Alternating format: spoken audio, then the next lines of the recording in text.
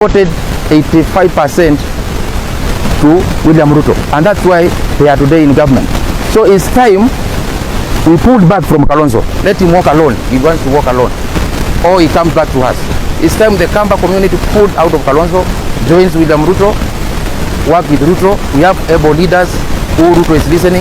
If Kalonzo wants to lead us to Ruto's side, we are okay with that. He can come, do a coalition, so that our community can be in power. But as long as he insists on going it alone, as long as he insists on backing Raila Odinga, for heaven's sake, we are coming for him, and he will lose it back. Kalonzo candidature is not viable, because if Kalonzo goes alone, Mudavadi measured himself, Wetangula measured himself, Kalonzo was there measuring himself, Gideon Moi was there measuring themselves, and they knew they can't match William Ruto and Raila Odinga. So what they do, they decided to form coalitions. Luckily for Mudavadi and Wetangula formed a coalition with the winning team. They are today in government. Mudavadi is third in the executive. Wetangula is the leader of the legislature. Look at how much is going to their region. That's what we are asking Kalonzo, our brother, our father. Just weigh yourself, measure yourself. You can't compete Raila, you can't compete Ruto. You have to join one of the teams. You've been on Raila's team, you've lost now for 4 times. Stop it at that. Let's join Ruto, or you go it alone, where you lose.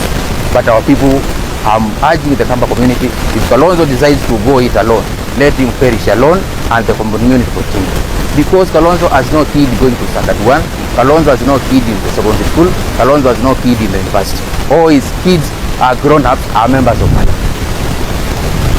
What I would urge the Kamba community is, if we follow Kalonzo alone, we may vote as a block, but he will lose.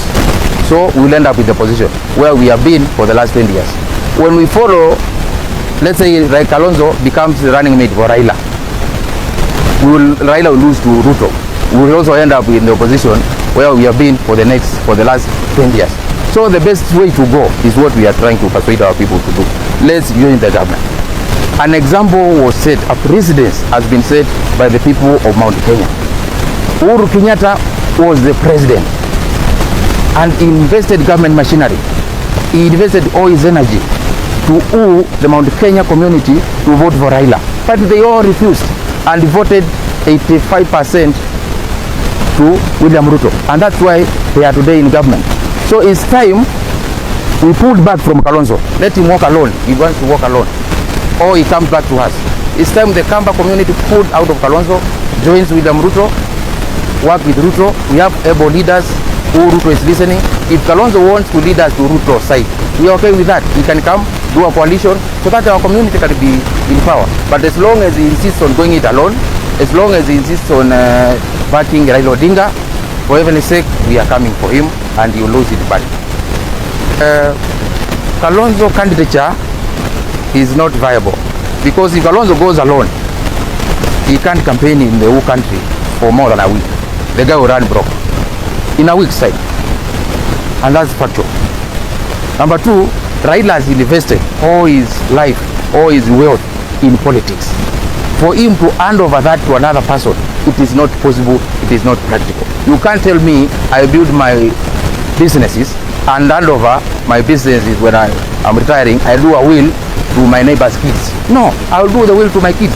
So there's no way Odinga Raila can build an empire, a political empire, and hand it over to Kalonzo.